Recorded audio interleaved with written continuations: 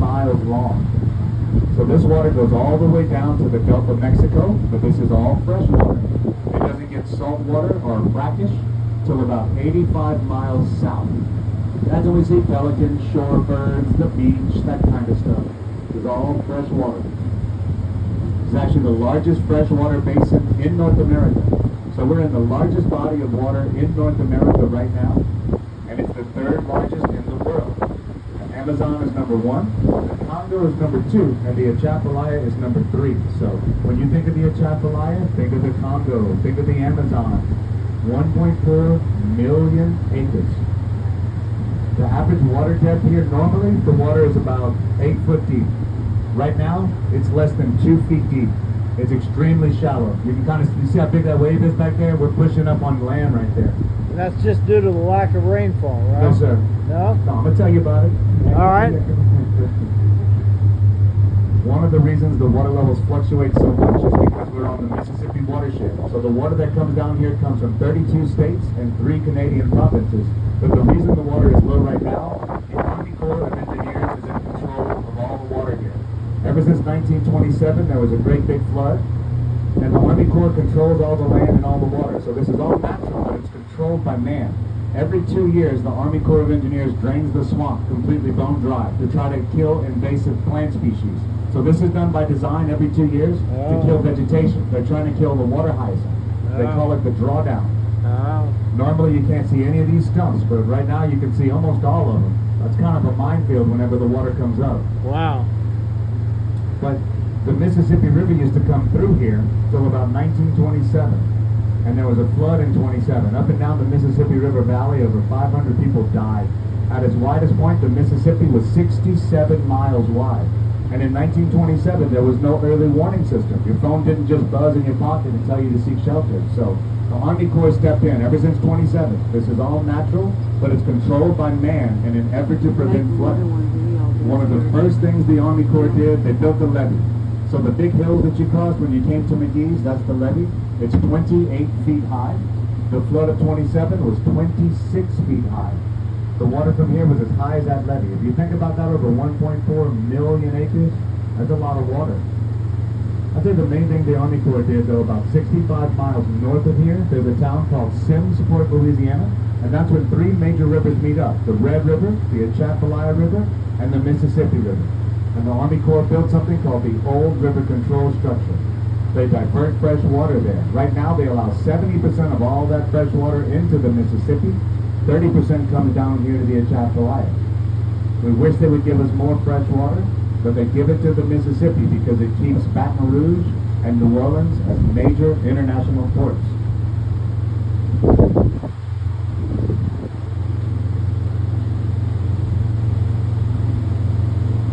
The trees that you see in the water that are straight up and down, these are bald cypress trees, Louisiana state tree. And everywhere you see stumps, all these stumps used to be a forest of cypress trees. These are the first growth cypress. They were as tall as the redwoods in California. They're in the same family. So some of these trees are 140, 150 foot tall. Their canopy would start where these trees stopped, to give you an idea of how big this forest used to be. The Cajuns love cypress wood. Still to this day, it's our favorite wood. It's got a very fine grain, and it does not have a lot of resin. So this wood is insect-proof. Cajuns love it, but termites hate it. It's rot-proof, even the pieces that look rotten. If you cut them with your pocket knife, they're bright red on the inside. Perfectly viable wood. And this stuff is waterproof.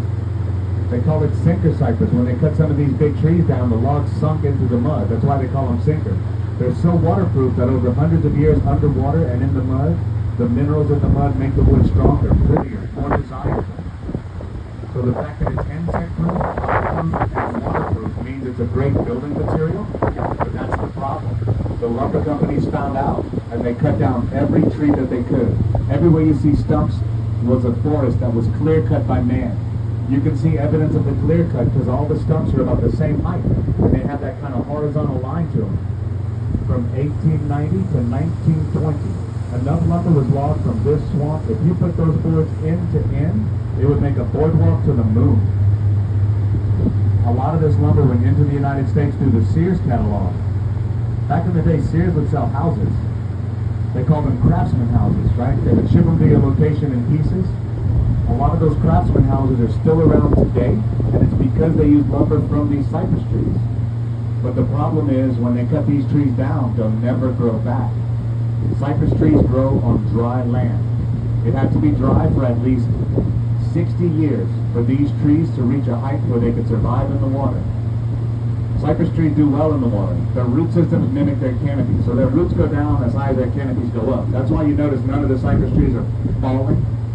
But they have to have dry land to get started. And even though it's dry right now, in about 5 weeks, it's going to be completely wet again. You're not going to be able to see any of this land. So it's never dry for long enough for the cypress trees to grow.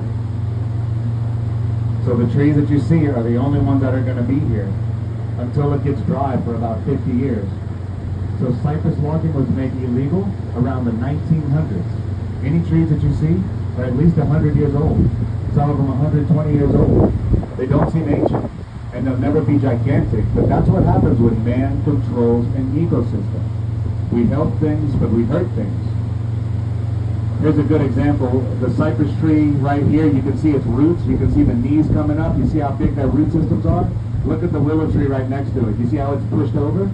There's no roots to those willow trees, so they fall right over. They don't have the same robust root systems. The cypress trees help to lock in land. They help to prevent erosion and land loss. Everywhere you see trees, when the water goes down, there's islands underneath. You can see the island's pretty good right here, but even if you see a tree just in the water by itself, there's land underneath, and it's because of those root systems. You said that these are over 100 years old. Yes, ma'am. Yeah, so like whenever they harvested all these other trees in the 1900s, the reason that they left these trees behind was because they were too small. Too small. Yeah, and so they've had an opportunity to grow, but cypress trees, their growth gets stunted when they're in the water also. I don't know if you guys have been to downtown Lafayette. Have you been to downtown Lafayette, Jefferson Street? They have a bunch of cypress trees on downtown Jefferson Street that they planted in the 2000s. They're bigger than these. They're like 3 times bigger than these trees already, and they haven't been there but a few years. Even the trees like the Butler Rose Welcome Center over here, they've got some really big cypress trees that are growing on land. So is there any attempt to replenish these trees now? No, sir, you can't because it doesn't stay dry long enough. It's got to be dry for at least 60 years. The So only these stumps, they stay like this. They don't rot. They just stay like this. Stay like Yeah, they sure do. They cut down some really big trees. Yeah. My Indian grandma was living back there around some trees. That was pretty long. There's some really, really big trees that are still around. If you go down by Fossey Point State Park, the reason that they're still there, the bases were hollow and the tops were good. So when you get down to Fossey Point, you'll see these trees that have gigantic bases with these little bitty manicured tops. They would put a buckboard in the tree and they would climb up higher and cut down the top piece. Is that what that is? I didn't know. Yes, ma'am. In Fossey Point in particular. And you can see a lot of those trees, their bases are hollow.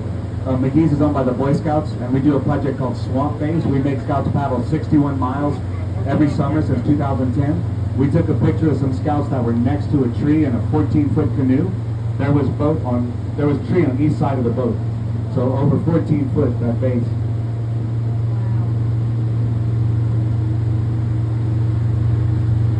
This is the closest thing I have to a shipwreck right here. So coming up, you see where these trees are in the water. Yeah. Slow down, Phil. If he hits the stump going that fast, man. So you see this piece of wood sticking out of the water? You can see the ribs. This was an old grocery boat. You can see the motor still in the middle. You see that big hunk of metal in the middle? So these boats were called putt-putt boats. If you lived in the swamp and you couldn't make it to the grocery store, you could get flour, rice, sugar, candy, all the stuff not available in the swamp was available at these putt-putts. This one caught on fire in the 40s, and the majority of it burned. The parts that you see have been underwater since then. And it's cypress wood, so it hasn't rotted. It's still good wood. But every other part of it caught on fire. So people stop and get their milk or whatever? They would actually go to them, kind of like a swamp Uber or like DoorDash or something like that. Oh, Yeah, so they would go to the different houseboat communities.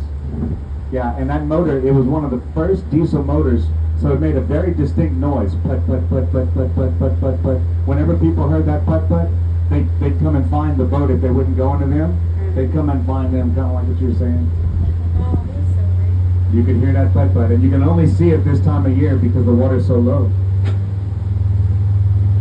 We have a place on Caddo Lake in the Morgansport area. There's still some really big cypress trees out in the water there. Yes, sir. Were any of them logged over there? That's what I was wondering. What happened is people would clear them out by their lake house down the front. The Cattle Lake? Yeah, kind of lake, but my Indian grandma wouldn't leave. They cut them down in front of her place, so they're still there. Good. Good for her. Yeah. Because it's a really great wood. You know, this was Wilson Lumber Company that's responsible for this. If you look at some of the aerial, like the satellite photos of this area, you'll see clearings of trees, and it looks like a big pinwheel. They would put the lumber mill in a location, and then they would go out from that lumber mill Yeah. like spokes of a wheel. Yeah. They would cut the trees down, Yeah. then they would pull them back in through Yeah. those canals. So you can see these big pinwheels from space. It's got the hub and it's got the spokes, and that's where they were logging the lumber. There's still a museum, Patterson, Louisiana, which is kind of by Morgan City. They have an old sawmill museum there, where a lot of these logs wound up going down to Patterson. I'd like to see that. Yeah, it's really neat. I don't know if it's open all the time or if it's open by appointment. It would be worth giving a call to find out. It's nice to have somebody that's so knowledgeable telling us all this. Like at the Patterson Lumber Mill? No, like you. Oh, yeah. Appreciate it. The gray stuff hanging from the tree branches is Spanish moss. The Native Americans used to call it tree hair, but they changed it to Spanish moss when they met the conquistadors, the Spanish soldiers, because it looked like their beards. In the 1900s, there was a market for Spanish moss. Cajun families would come out and they'd pick it. We'd gather as much of this moss as we could, and we'd use it to stuff our mattresses, pillows, and chairs. It's a great night's rest. It keeps you warm in the winter and cool in the summer. But there are a lot of problems with using moss for your mattress. The biggest problem, bugs. Oh, yeah. Full of bugs. It's full of fleas and ticks. It's full of chiggers, the little red bugs. It's full of lice. Oh, my goodness. Yeah, the other day before I could stop her, a lady grabbed a handful of it and put it on her head like a wig. It was like, oh my gosh, she probably had to shave her head, dude. Full of lice. Oh, my But we'd goodness. use it to stuff our mattresses. You ever heard somebody say, good night, sleep tight, don't let the bed bugs bite? Yeah, It that's comes from it. Spanish moss mattresses. Back in the day, if you had a moss mattress, it was on a wooden frame, and there were ropes running across it. Every night before you went to bed, if you were to tighten up your ropes, you'd sleep better. So sleep tight, and don't let the bed bugs bite. Every night before bed, you'd have to flip your mattress and bang it and shake it to get the bugs out. Oh, my goodness. Henry Ford of the Ford Motor Company found out that we were using moss to stuff chairs. And he would use moss from this swamp to stuff the seats of the very first Model A and Model T cars. The tagline was, I'm itching to buy a Ford. I wonder if it's because there were all the bugs in the seats. Now, Henry Ford was known as a businessman, and he found out about cypress wood. He found out how good this wood is. So he made a deal with the Cajuns. He said, I will buy all the moss that you can ship me, but it has to be in cypress wood boxes. The boxes could not be painted. They had to be nailed on the side, not on the top. They had to be a specific size and dimension. He had a plan. He would take those boxes apart, and that wood became dashboards, floorboards, and running boards for the very first Model A and Model T cars. Spanish moss is not Spanish, and it's not moss. It's a bromeliad. It's in the bromeliad family, so this stuff is related to a pineapple of all things. And it's an epiphyte, not a parasite. It's an air plant that gets its nutrients from the air and the water. It does not leach from the trees. I didn't know that. The natives taught the Cajuns that you could mix this moss with a very specific mixture of mud, clay, and straw, and you could make a brick, like an adobe brick, in other parts of the country. We call that bousillage here. We would use bousillage bricks to build our structures and homes. Once we started using lumber from cypress trees, we would still use bousillage as insulation in between the walls. As we get closer to the I-10 bridge, you see that brown mark on the pillars? That's the high water mark. That's how high the water normally is here. So when I say the water's low right now, when the water's that high, you can go anywhere you want. You don't have to worry about the stumps or the land.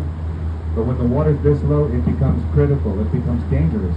Yeah. There's no channel markers. There's no landmarks. So you right. gotta know where you're at. Oh yeah.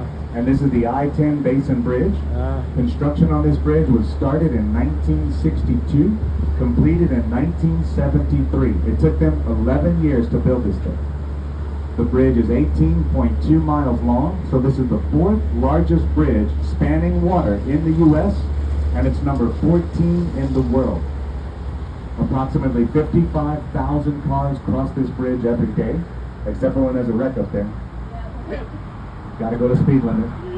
Each one of the pillars that you see had to be sunk 95 feet through the mud, and then 6 feet when they hit straight as sand below that. There is no bedrock in Louisiana. It's the suction of sand that holds these pillars in place.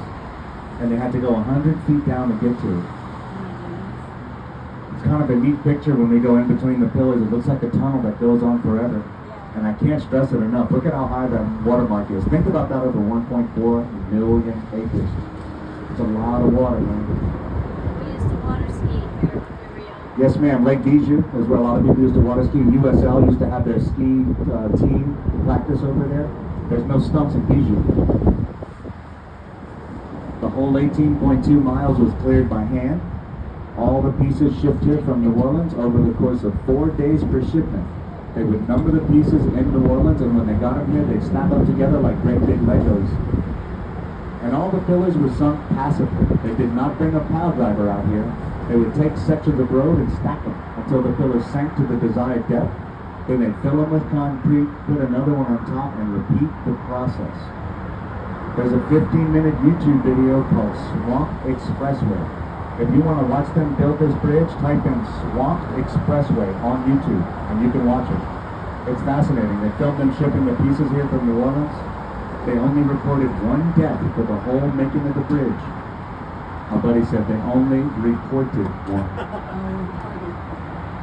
What year was it built, did you say? It started in 1962, and it was completed in 1973. So originally these pillars were hollow. Yes, sir. Yeah, and they filled them with concrete as they pushed them down. You can see the seam where they would stop one pillar and start the next one.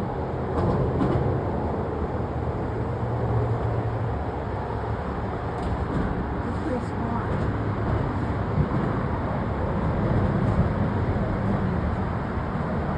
So we were just on the south side of the bridge. The bridge runs west to east. We are now on the north side. And look, we got our first alligator. See it coming? This is Pee-wee. So it's like they know that they're protected on this side of the bridge. The main thing is, no airboats are allowed back here.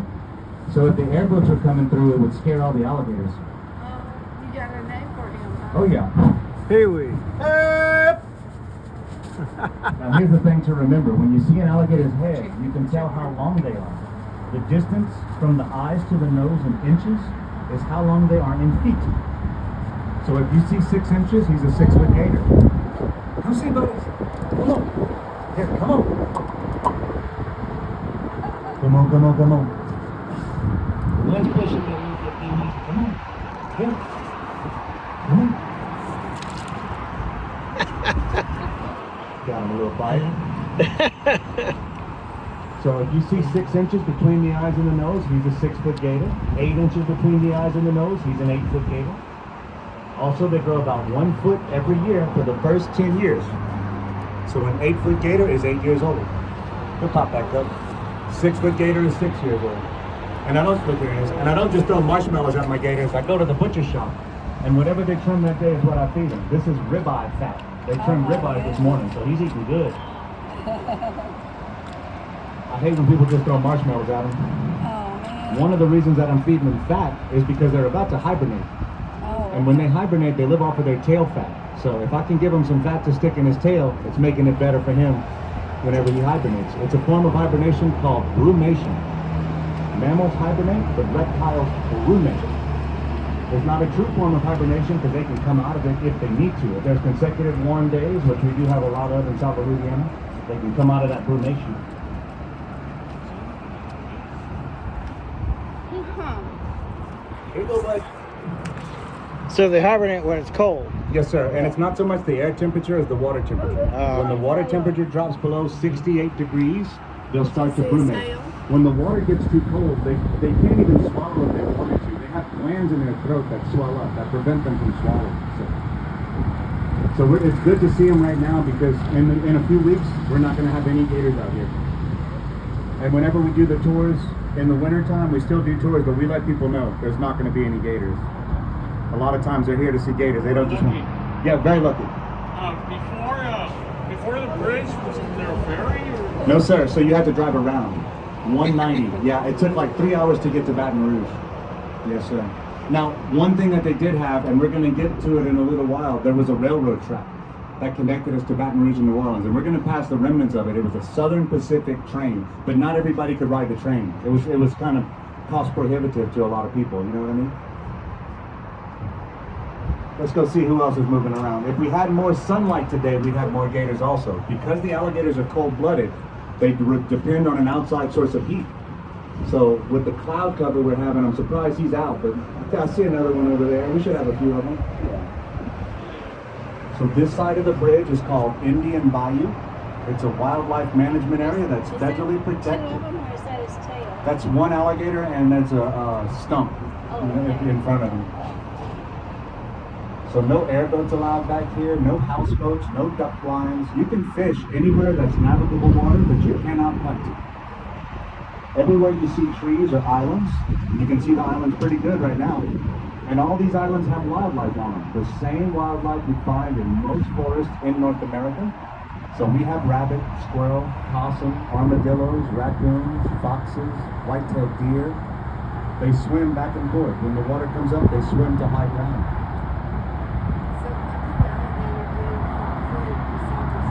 Yes, ma'am.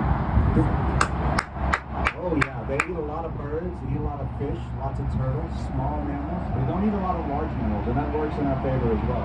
If they get a hold of a large deer or a hog, they have to bury it underwater, and as it rots, they'll twist pieces of it off. But as it rots, it'll attract other alligators, and they don't like that attention. Yeah, so they're opportunistic, I would say. And that's another thing. The captains here by law are allowed to feed the gators, but we're not just chumming the waters. I don't just throw food at every gator I see. If they respond to that clap, then they get food from me. And also, I don't overfeed. I don't feed them so much that they depend on me as a food source. I want to show y'all wild creatures, right? Y'all could go to the zoo and see that other one, the other ones anytime. So a little guy here. I don't think he knows I have any food.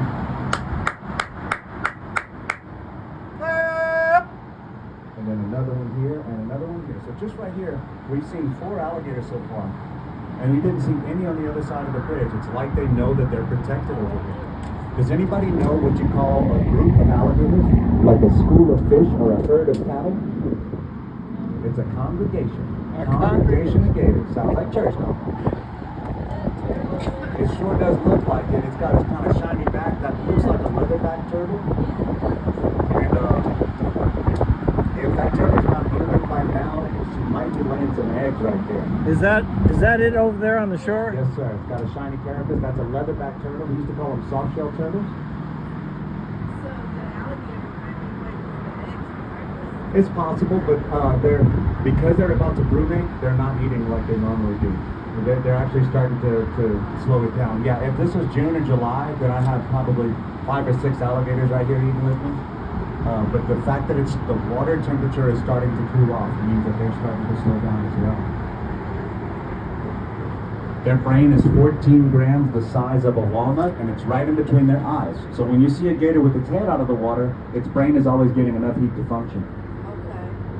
Another one, a little guy in front of us. We have a great blue heron in front of us as well. The big grayish bluebird. So all the wildlife they feel safer on this side because the airboats are not just buzzing by. I love the airboats, but they make so much noise. As a wildlife enthusiast, I would cancel the airboats if I could. And there's a couple of big alligators on the shore over here to the left. You see one, his tail is on the bank, but his body's in the water. That's one we call Junior. Oh, there's the heron. There's the heron, yes sir. 48-inch wingspan. All these birds are protected, but they call that one the ribeye of the sky. He's delicious. He's got a great big red breast from what my buddy told me. It's an $1,800 fine if you get caught shooting one. So you're better off getting some chicken Oh, nuggets. look, he's coming in the water. Chicken nuggies. Yes, sir. That's how my grandbabies call them. Let's see if these guys are hungry. So the one that came off of the bank, that's Junior. He's missing his back right leg. So you'll notice whenever he gets closer, be on the lookout for his back legs. He's got a little nub back there.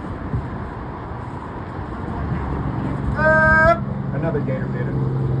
They fight each other for mating season. They're very territorial. Come see, buddy. Come on. Got some good stuff to eat. He just made a left turn. He's coming this way. Yes, ma'am. It's because I do it every day. They're like my coworkers, you know. Come see, bud. Come on. And they stay in the same spot. He's got a big head. You see his back leg So missing? is that 10 feet? Thank you. He's about 10 foot. And that's Junior. That's Junior. Call him Junior. Look his back left. You see his back right leg? Yeah, back right. Hey, Junior. Yeah, he runs. He's like a dog with a treat. He'll go away with his food, but then he turns around and comes back like. He's gonna eat it, come back. Yes, sir. Come see, boy. Come on. You better come on. Come on, come on, come on. Just like if you had 3 dogs at home and they all look the same, you could tell who is who based on how they act when the treats come out. It's the same with these guys. Come on, big boy. You got another one coming. Yes, sir. Come on, come on. Junior's not gonna let him get too close though. Junior's kind of a bully. Come on, big boy. Don't get a bite. Show me, show me. Here. Thank you, man. I've been bitten 3 times before doing this. Yeah, they let go every time though. They don't try to death roll you or drag you down. A lot of misconceptions about the alligators. I'm gonna try to throw some pieces out there to get to this little guy.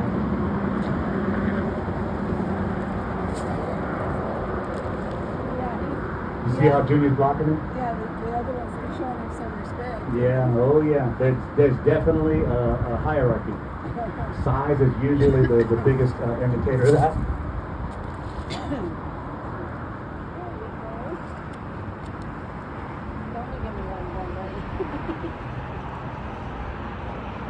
Where's Junior?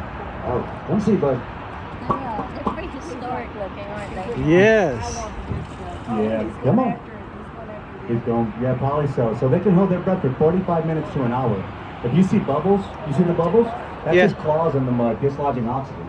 So he'll drop down into the mud and crawl around. That's what the bubbles are. It's not their breath.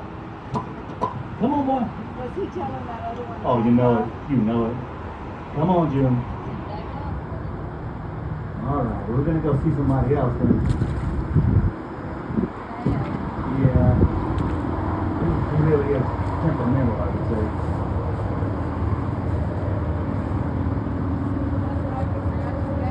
Yeah, right. He's a big grouse. Now I'm like, no wonder you lost that back leg. Yeah, right.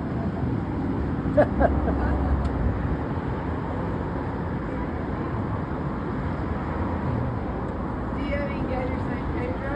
No Pedros. I usually let the kids name them. You know, we do a lot of field trips and school trips and things like that. I have a female we're going to look for. Her name is Allie. Last name Gator.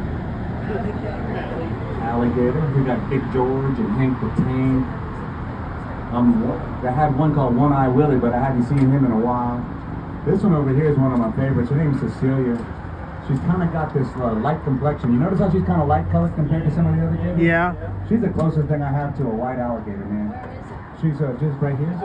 Yeah, and yeah, she hasn't been eaten lately. A lot of times the bigger gators will start that brunation before the other gators, but I want to try to get her some pieces out there just to let her know my intentions are good.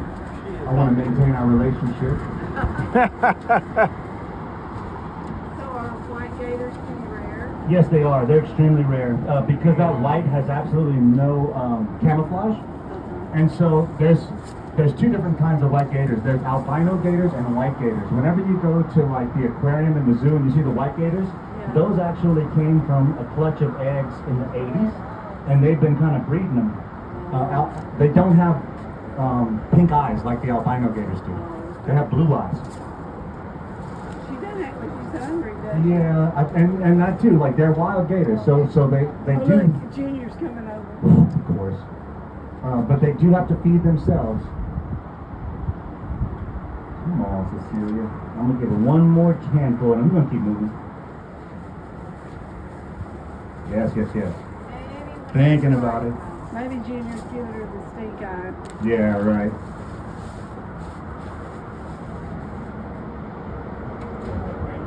They gotta be acting nice while they're here, but I'm about to let them.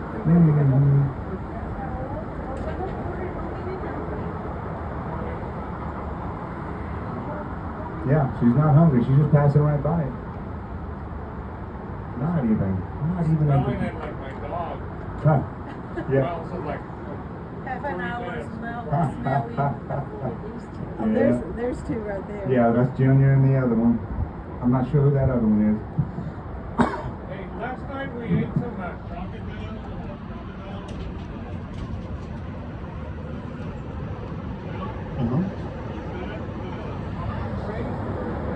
Yes, sir. It would have been alligator, not crocodile.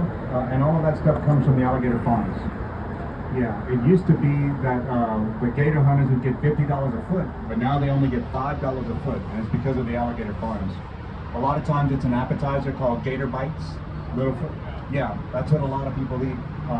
And gator meat is kind of a novelty. Somebody asked me where could I go to get alligator the other day. I only know one place in town where you can buy the meat. Otherwise it gets shipped to restaurants and things like that. We used to eat it growing up, but it wasn't, my mom would cook it in a sauce piquant, in a red gravy. And I find that if you fry something, it tastes like chicken. But if you put it in a sauce piquant and cook it, it has more of a pork flavor to it. It has more like a white meat flavor. I'm trying to honk an 18-wheeler here. If we see one, all we need is an 18-wheeler. Okay, here we go. Come on. Oh, he's watching the road.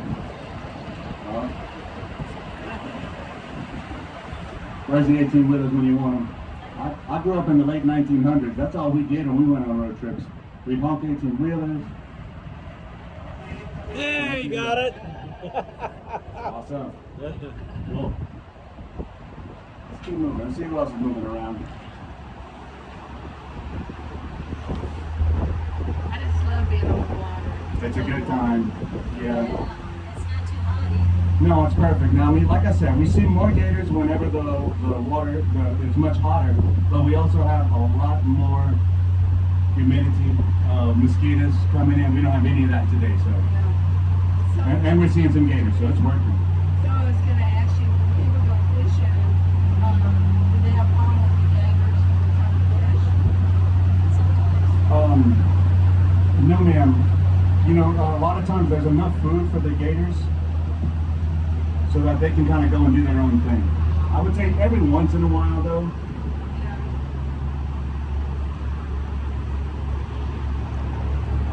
You said you've been bitten a couple of times. Do they have teeth there in the front? Do they, or is it?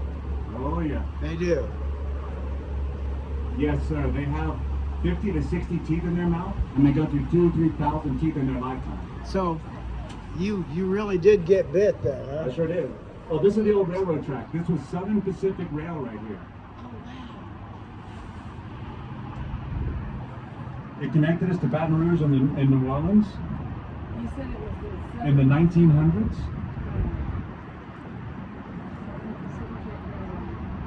Is that Brooklyn Flat Hurricane? No, ma'am, it was the flood of 27. The flood of 27 wiped it out. And they started to work on the roads more after that. But this was Southern Pacific. They had Union Pacific and Northern Pacific. So this was the Southern Pacific. So they reroute the tracks. They're still a railroad, right? There's still a railroad, but it's rerouted now. It doesn't go through the swamp like that. But yeah, man, so the gator, there's a good sized gator over here in the water. Yeah. This is head. The reason that I reach down and feed the gators and put the food in their mouth, I don't want to encourage them to jump. If they jump, then they can be considered nuisance gators. So I'll reach down and feed them like that. And one day I was reaching over and I wasn't looking, and one came on the side of me and didn't let me go. Yeah. One day I ran out of food for the gators, and I had some leftover cantaloupe in my lunch, and they don't like cantaloupe. He's like, come back when you got some meat.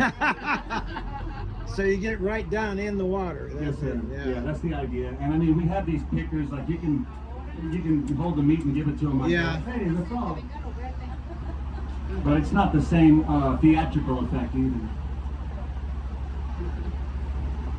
Louisiana is sportsman's paradise. Over 100 fish species right under the boat. The main ones that we go for sports-wise are bass. Largemouth bass are very abundant.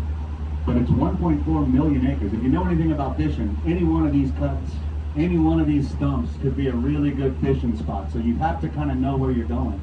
If you come out here and you're not catching fish, just go next to somebody who's catching. They love that.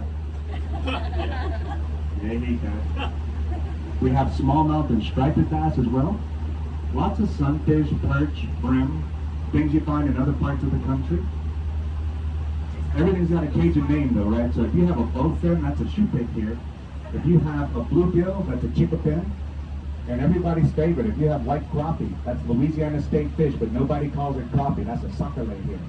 Sac-a-lait. It translates to sack of milk because the flesh is firm and white. That's the best. And our main export is catfish, yellow cat, blue cat, and channel cat by the ton. There's even a catfish processing plant in the town of Henderson called Guidry's. You passed it on the way in. They process 1.5 million pounds of catfish every week. And they employ over 250 local people, which is a big deal in these small towns. Oh, yeah. Every once in a while I can pick one up around here.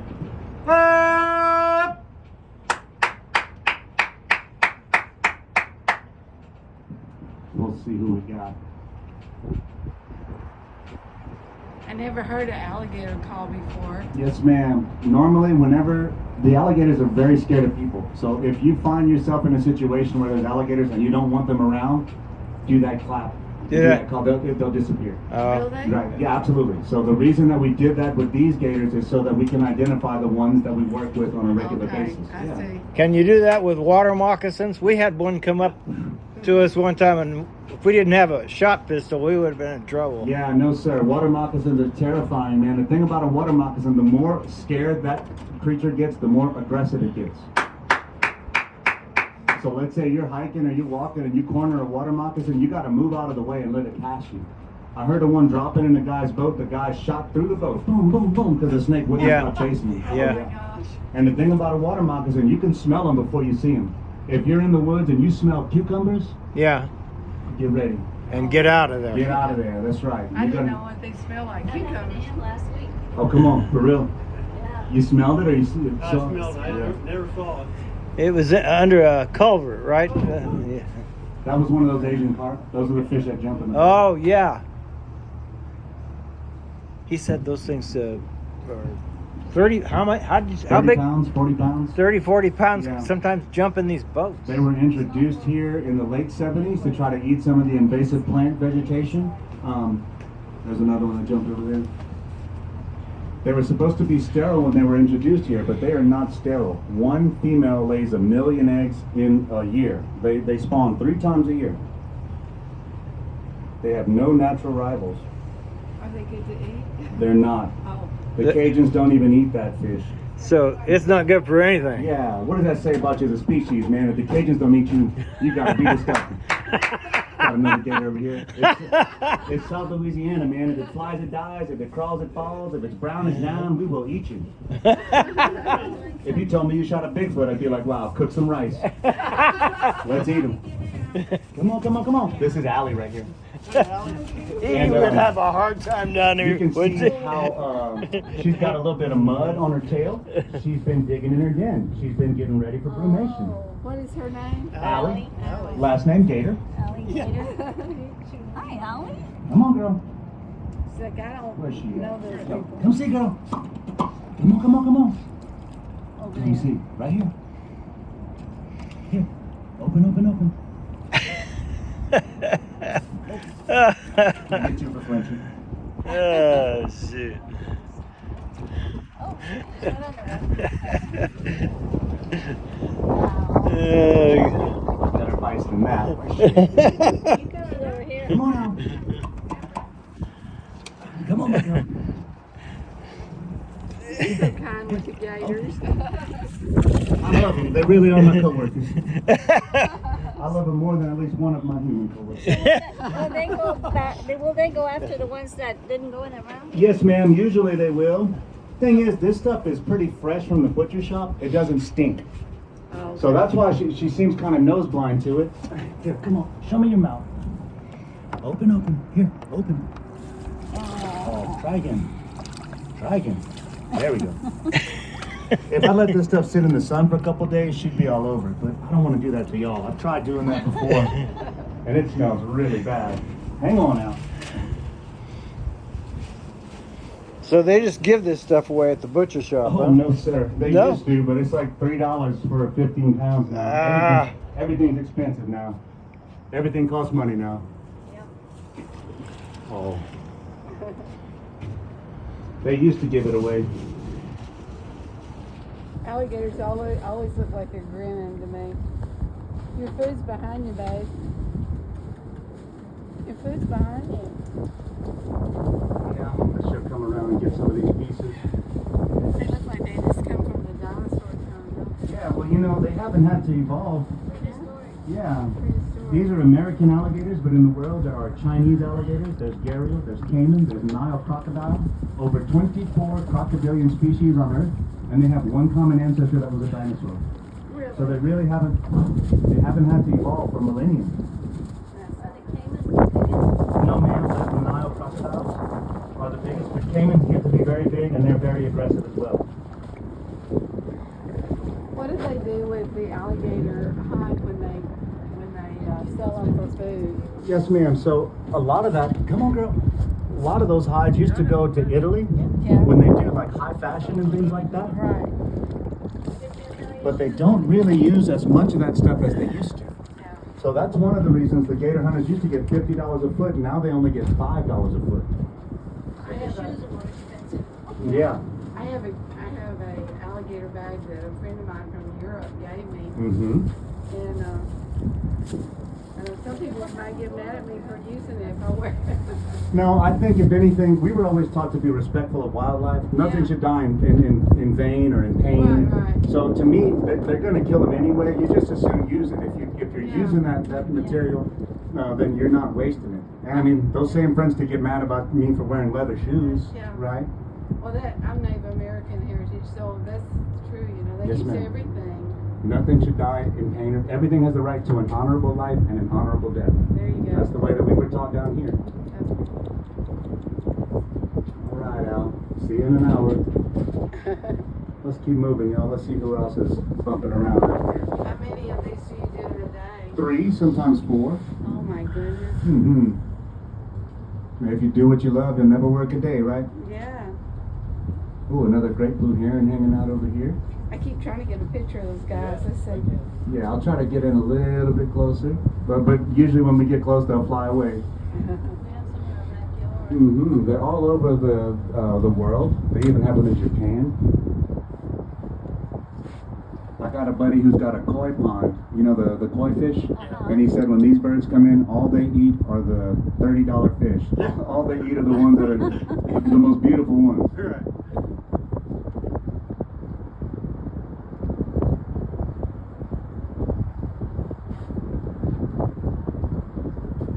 Something white's on top of the water behind you. Right behind you. A leaf? I don't know what it is. Looks like, And we're getting yeah, it might be a feather. Looks like there's a gator on shore, but on this tree that's kind of coming down. See that gator over there? Like he's, oh, a turtle. Turtle, Okay. yeah. Now there is a gator right here on shore. He's got his mouth open. So when you see the gators with their mouths open, they're not posturing necessarily. That's how they control their body temperature. So that gator is hot and he doesn't sweat or pant, so Like he'll a open his dog. mouth. And it cools him And it down. cools him down. So he's on the cool down cycle right now. Ah, makes sense.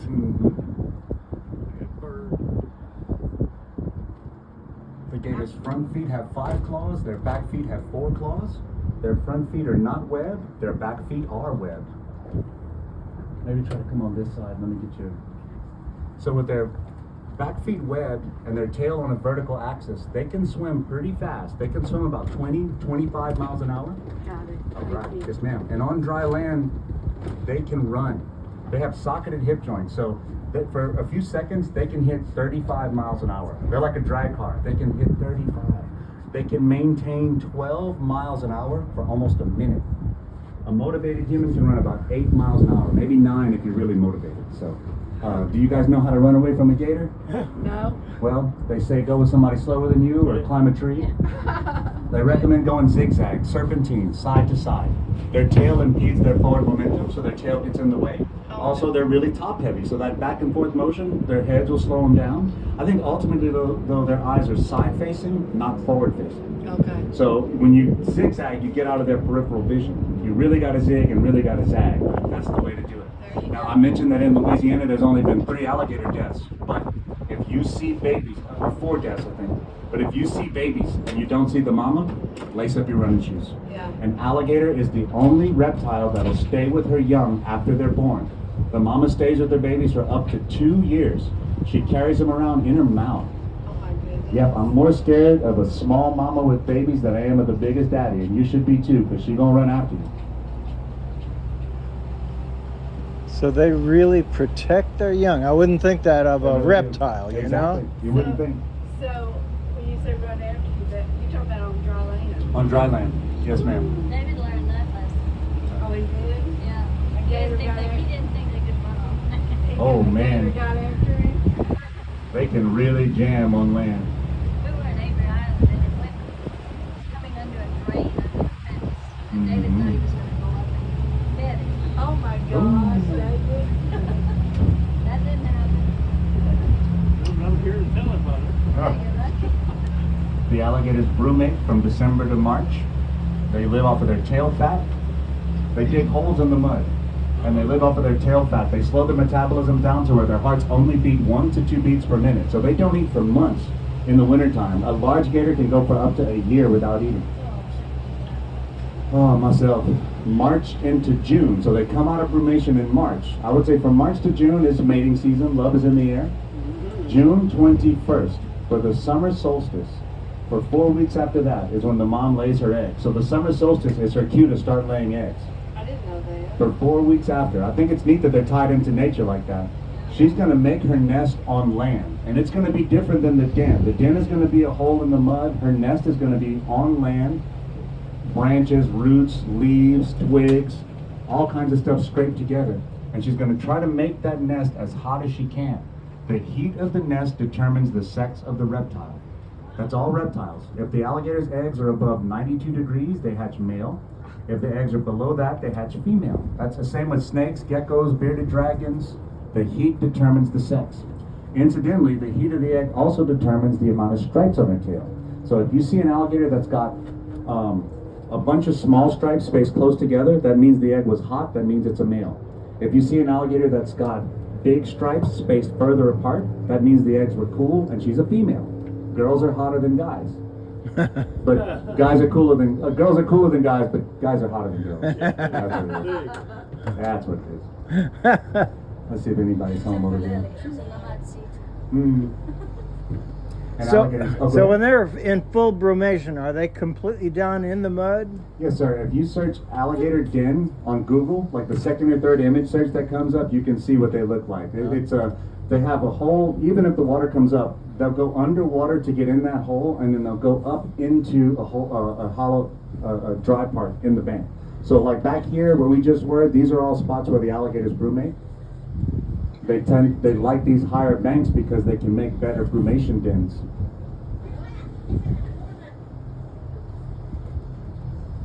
Every once in a while there's one back here.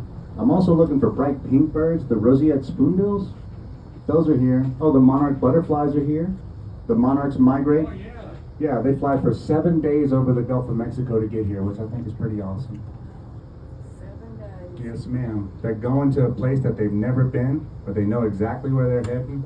It's pretty neat.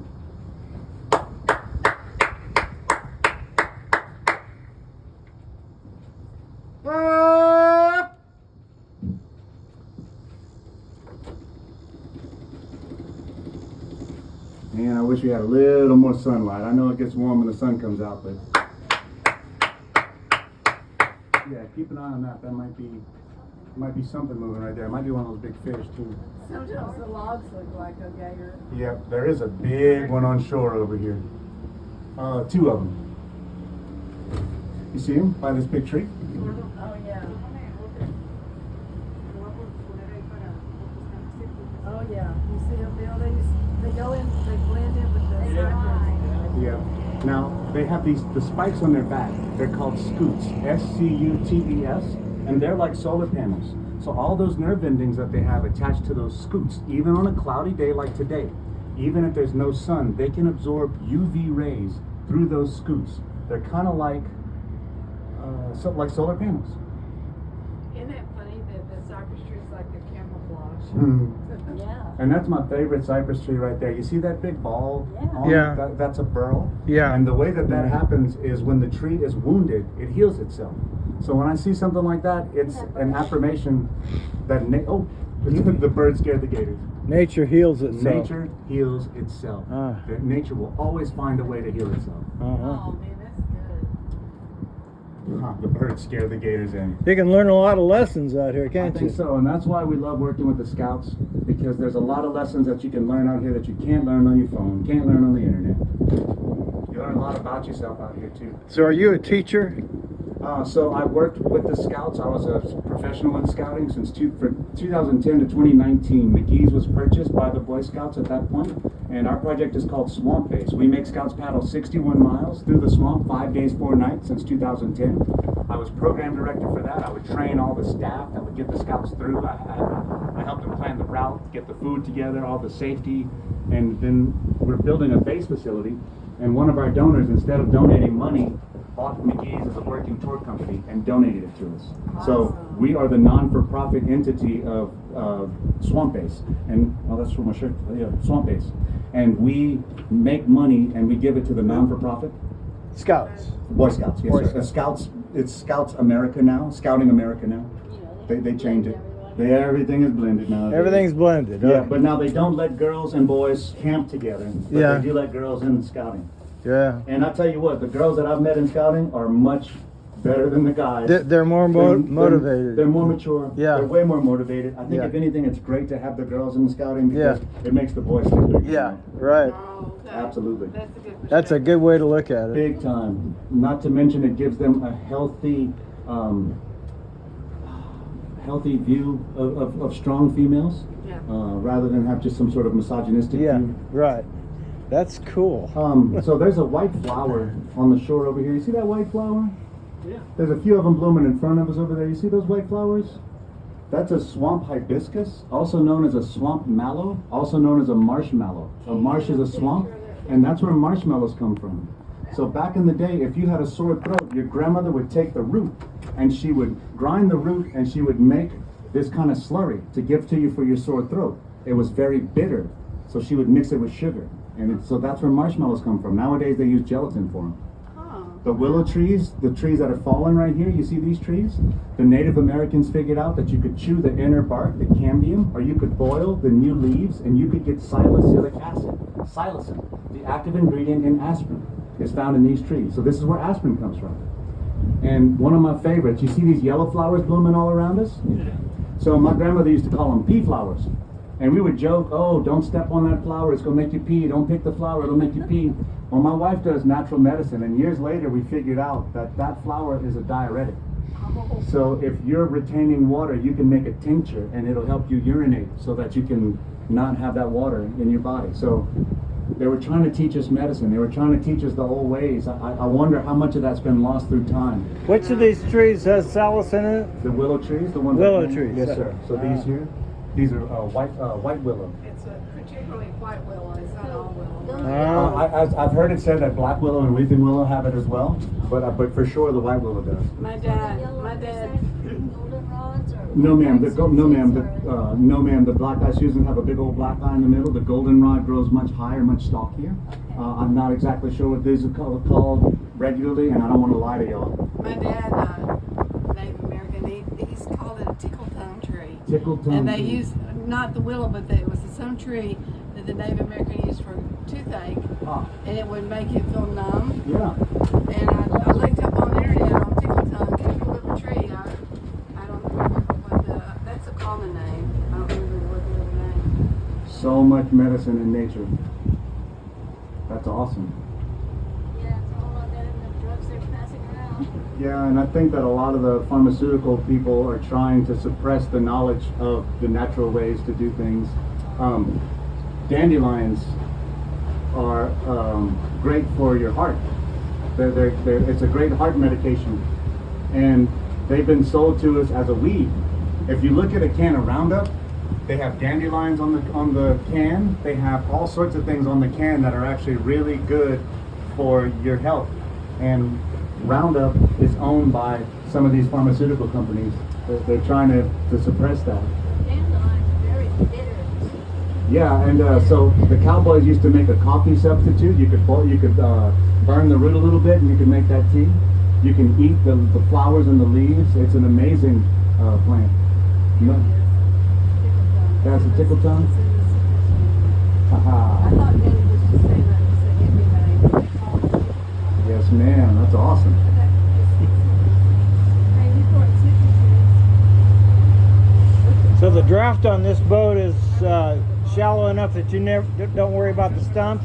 Oh, I worry about stumps You do? constantly. You have to know your way around. There's a stump right here underwater that you can't see. The boat draws about 2 feet when it's loaded down with people, but my lower unit sticks down further than that. So I have, more than anything, growing up out here and then working out here, you just figure out the hard way. Lucky for y'all, I've practiced on other people. This is a white ibis. They call that.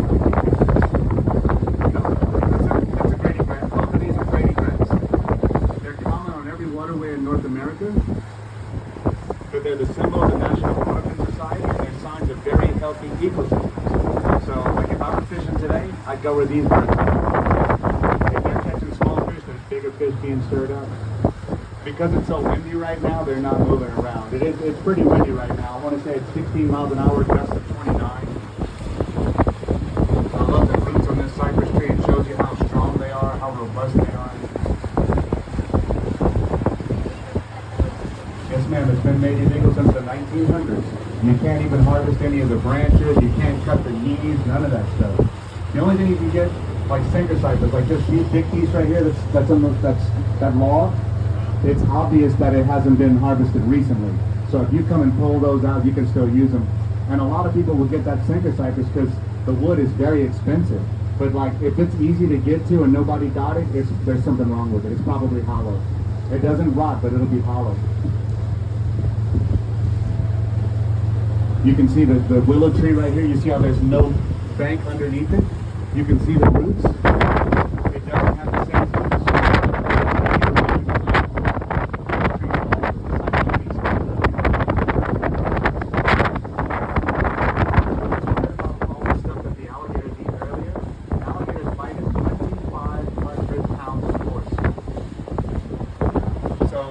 snap bones, snap turtle shells, no problem.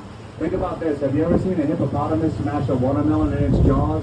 That's about 2,200 pounds of force. A hyena has one of the strongest bites of any other mammal. That's about 1,600 pounds of force. A shark's bite is 700. A lion's bite is 330. And a human's bite is 180. If you squeeze your hand as hard as you can, that's about 70 pounds of force. So think about 2,500 coming down. Now when they open their mouths, they only have 20 or 30 pounds of force. That's why when you see people wrestle with the gator, they hold their jaws shut or they put a little piece of electrical tape around their jaws. They can't open them the same way that they close them. Last count in Louisiana, there were 2 million alligators. There's 4 million people, 2 million alligators. So for every 2 people, 1 alligator. And that's the main reason that we still hunt them. The month of September is alligator hunting season. It's a tag system based on the area that you hunt. 1 tag equals 1 alligator. You might get 20 tags every year. But if you only fill 10 of those tags, next year you're only getting 10. So at the beginning of the season, they're trying to catch the biggest gator they can. At the end of the season, they're just trying to fill those tags. With a boat like that so close to the water, are they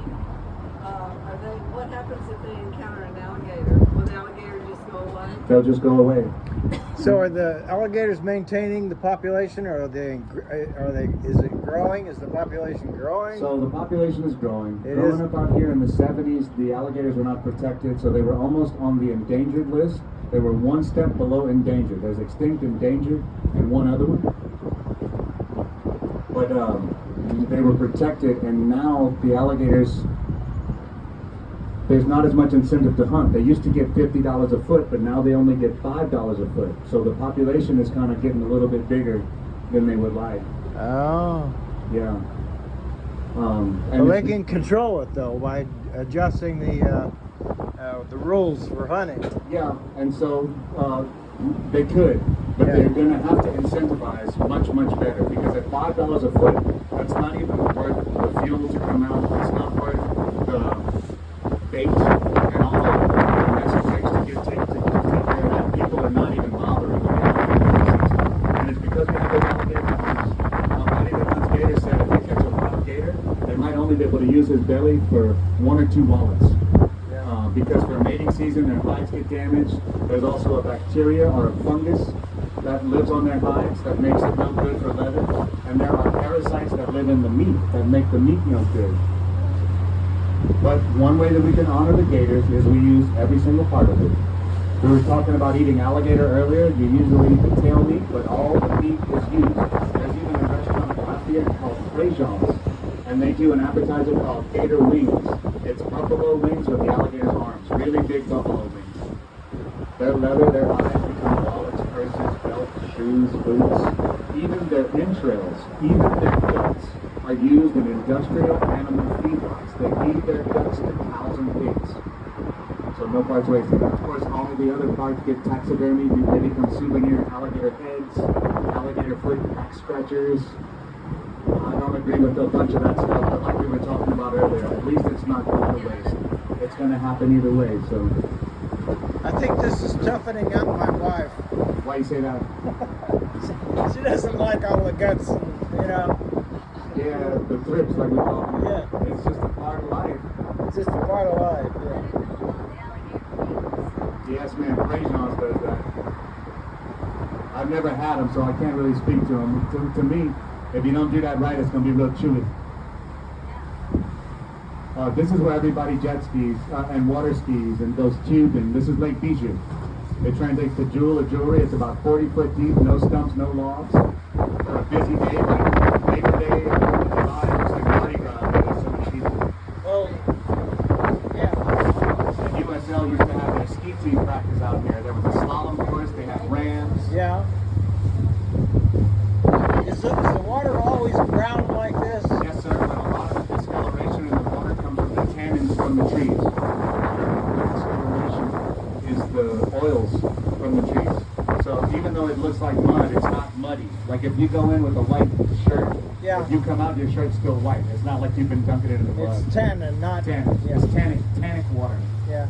It's also a little bit clearer than you would think. You can see probably about a foot and a half down there. Yeah.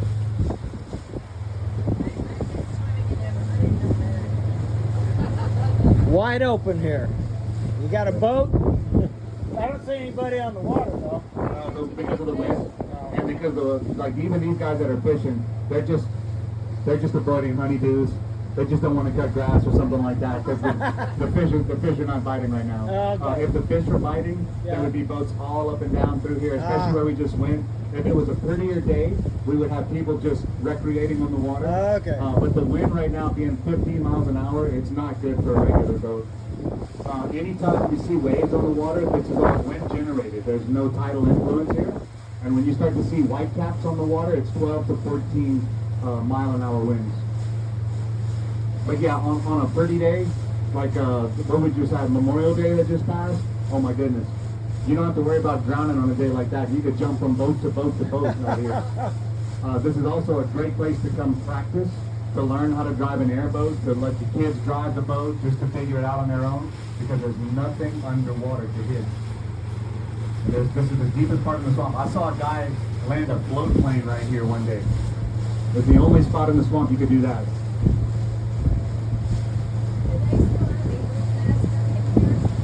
A bunch of the eagle's nest got torn down. There was a tornado that came through 3 months ago. It messed up Pat's restaurant. It knocked down all the big bald eagle's nests. It knocked down all the osprey nests. Yeah. So we still get bald eagles that migrate through here, but a lot of them, they'll hang out here for a week or two and go to Morgan City.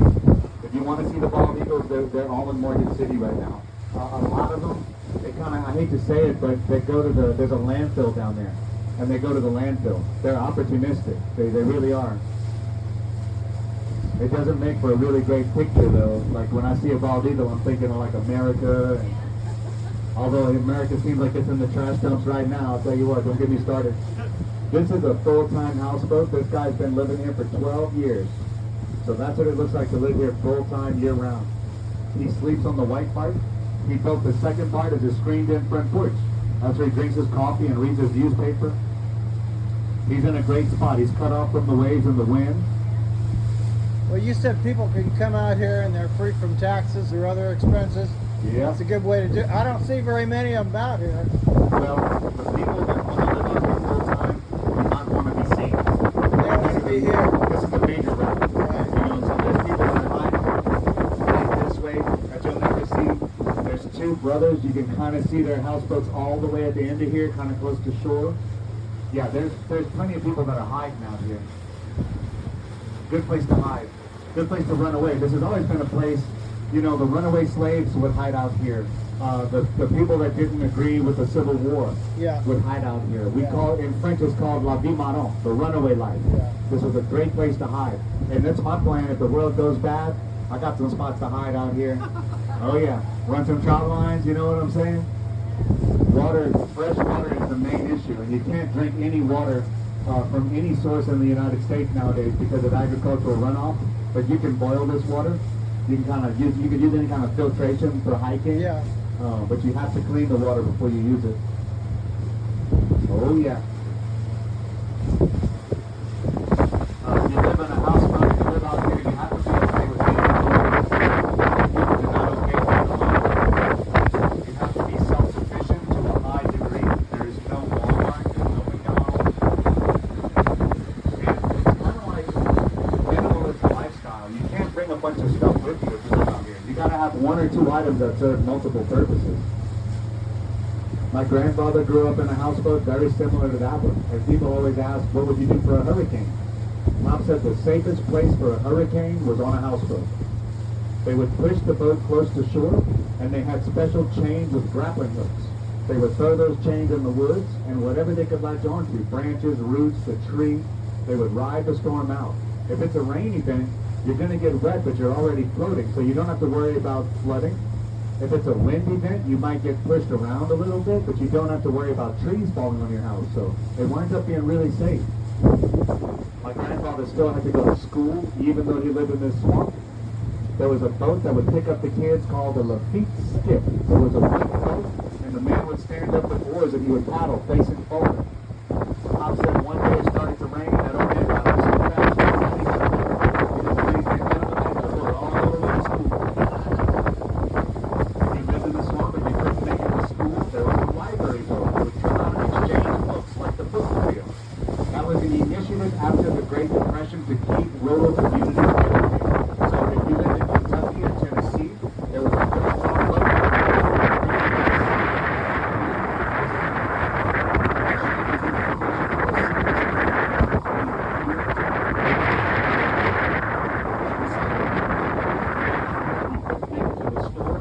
a boat that would bring you groceries. That was the putt-putt. The last intentional community in this swamp was a houseboat community called Bayou Chene, C-H-E-N-E. And it was known because there was a post office there. So no matter where you lived in the swamp, if you could make it to Bayou Chene, you could send and receive mail. The flood of 1927 wiped out that community, and they started to work on the town's inland a lot more. Somebody asked me the other day if they were in houseboats, then why did the flood mess them up? The floodwaters hit 26 feet in 24 hours. So if you were tied up to a tree, your boat would have been like that. If you untied from that tree, then you were gone. Come on. We had check out his dog. Awesome. What's up, man?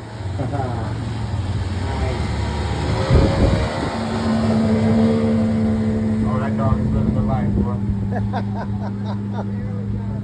wish you would put a life jacket on them still, even though they could float. It'd be better to put a life jacket. We had a relative that was a Daigle that we traced back to Bayou Cheng. My mom's family were the Reds. The Reds? Okay.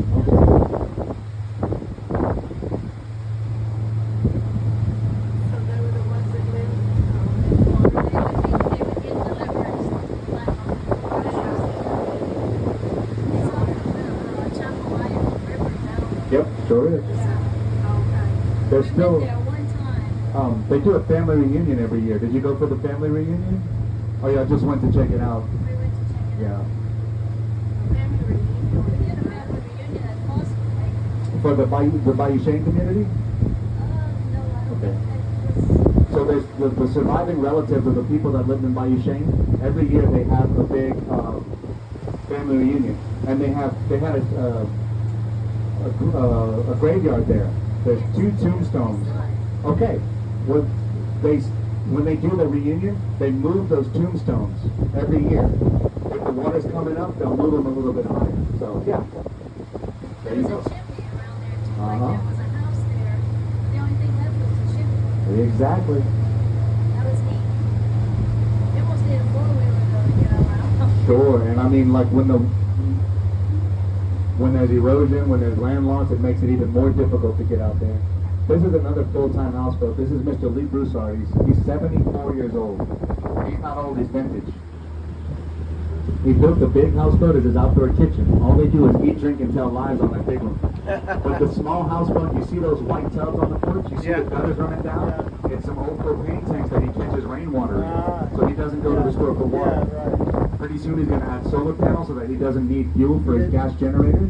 Okay. They're doing like tiny homes. If you make a self-sustaining houseboat, you can live out here indefinitely.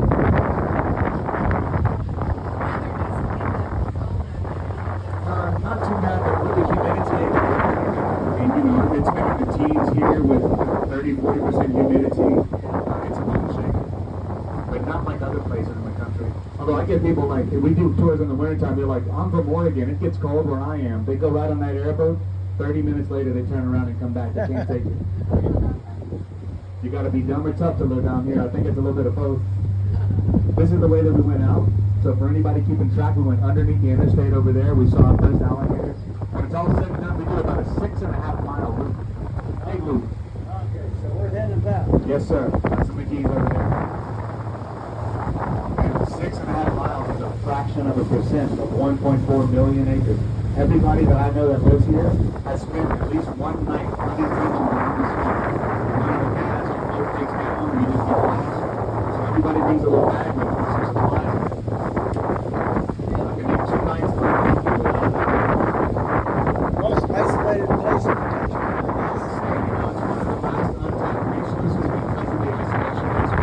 Even when motorboats were invented, where we just went to feed the alligators was a very remote spot. Kelby and Bijou over there, that was some very far out spots.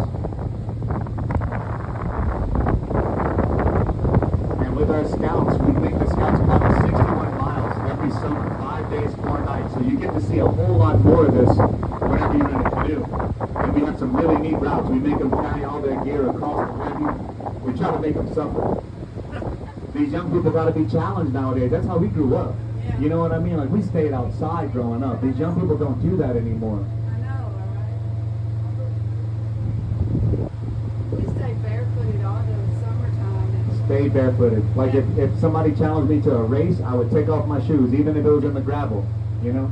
I think this would be the best Boy Scouting experience that you could possibly find. I think so. I agree with you. One night we make them sleep in jumbo hammocks. You notice there's no level ground, there's no solid ground, there's no dry ground. So your best bet if you're camping out here is a hammock. Yeah. And it's got a rain fly with a bug net on it. Yeah. So you can always find trees. We even had nights where we had to pull up in between 2 trees in the water, tie up your hammock, and then climb up and tie up your boat, and then climb up and do your hammock. So you're sleeping over the water. It's a great experience. There's one night that we have kind of floating campsites, not like houseboats, because we don't want them to be too comfortable, right? We do want them to suffer a little bit, but we don't want them to be demoralized. I don't want you to have such a bad time that you never want to set foot Never out wanna there set- again, yeah. right? So what we're doing at McGee's, the construction that you see, we're building a 30,000 square foot, 3-story base facility. So they'll be able to check in right here. If there's any emergencies, we can get to them a little bit quicker. Whenever we're building this facility, we have to go vertical because anytime, it's called swampland delineation, anytime that you take a foot of swamp away, you have to replant a foot of swamp. So that's